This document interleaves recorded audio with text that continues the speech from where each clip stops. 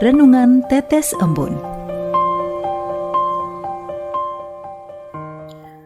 Renungan Tetes Embun, Rabu 8 Mei 2024. Berhalaku. Kutipan dari Kisah Para Rasul, bab 17 ayat 23. Sebab ketika aku berjalan-jalan di kotamu dan melihat-lihat barang-barang pujaanmu, aku menjumpai juga sebuah mezbah dengan tulisan, "Kepada Allah yang tidak dikenal." Apa yang kamu sembah tanpa mengenalnya? Itulah yang kuberitakan kepada kamu. Sobat Katolikana, tatkala saya merenungkan perjalanan hidup saya yang sudah berada dalam periode usia lanjut, saya terkesima mengenang betapa banyak keinginan-keinginan yang sudah pernah bertumbuh di dalam hati saya. Ada yang bisa saya capai, tetapi banyak pula yang tidak. Masih ada jiwa muda dan tetap semangat yang berorientasi pada motivasi untuk memperoleh materi dan perkara duniawi. Alasannya juga sangat manusiawi tentunya, yaitu memenuhi kebutuhan dan kesenangan hidup saya, jauh dari kata rohania. Membaca kutipan dari bacaan pertama hari ini tentang pewartaan Paulus cukup menyindir saya. Paulus mengungkapkan bahwa orang Athena adalah penyembah berhala, yakni saat dia mencari pintu masuk dalam mewartakan kabar baik, supaya dengan mulus orang-orang Athena ini bisa menerimanya. Saat berjalan-jalan mengelilingi kota Athena, Paulus mendapati berbagai berhala. Dia menjumpai banyak patung dewa-dewi, berhala sembahan mereka. Bisa jadi Paulus sebenarnya takjub kepada mereka yang rajin beribadah, tetapi sayangnya kepada para dewa-dewi.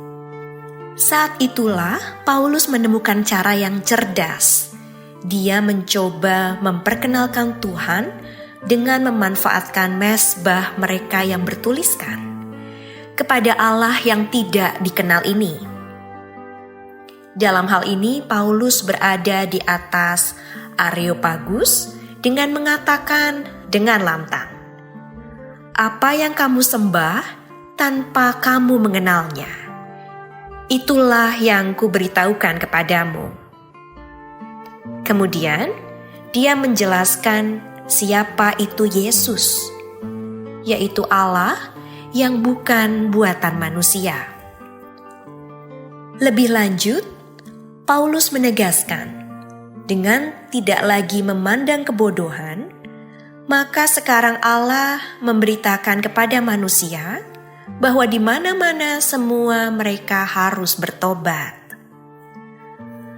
Hal ini berarti Allah sudah menetapkan hari penghakiman dan Yesus akan mengadili dunia.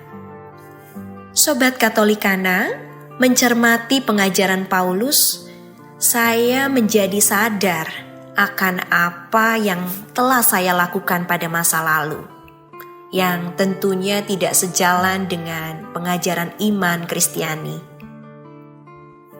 Upaya mengejar materi dan kesenangan duniawi tidak seharusnya melalaikan kehidupan spiritual dan iman. Selayaknya, saya harus mengendalikan keinginan-keinginan duniawi yang hanya bersifat sementara. Sebab keinginan yang tidak terkendali ini menjadi pintu masuknya perbuatan sesat. dan spirit memburu uang dan harta sampai melupakan Sang Pencipta. Pada dasarnya sama dengan perbuatan dosa karena memberhalakan uang dan harta. Maka perlu ada harmonisasi dalam hal mencari uang dan menggunakannya dalam memenuhi kebutuhan hidup dengan upaya memelihara kehidupan iman dan spiritual. Sobat Katolikana, sabda Tuhan hari ini membangkitkan hati dan pikiran saya untuk mampu melakukan refleksi diri, bahwa saya perlu melakukan persiapan hati untuk hari penghakiman. Saya bertanya, apakah sudah siap untuk bertransformasi menuju kehidupan yang sejalan dengan perintah Allah?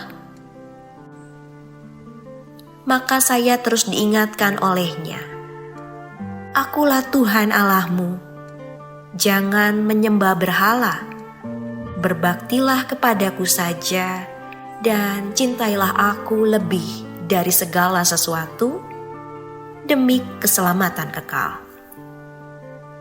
Marilah berdoa dalam nama Bapa dan Putra dan Roh Kudus. Amin. Ya Allah, Bapa yang Maha Kuasa dan Kekal, kami bersyukur menerima pewartaan Rasul Paulus bahwa Engkau telah memanggil kami untuk kembali, untuk tetap setia kepadamu dan meninggalkan segala berhala yang membelenggu pemikiran dan perbuatan, sehingga menomorduakan Dikau. Demi Kristus Juru Selamatku. Amin. Dalam nama Bapa dan Putra dan Roh Kudus. Amin.